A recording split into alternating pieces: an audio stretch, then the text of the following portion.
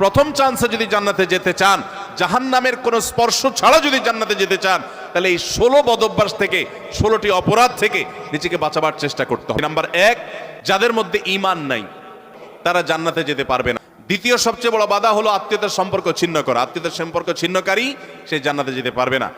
তৃতীয় বড় বাধা হলো যারা চগলখড়ি বদঅভ্যাস আছে, এই রোগটা।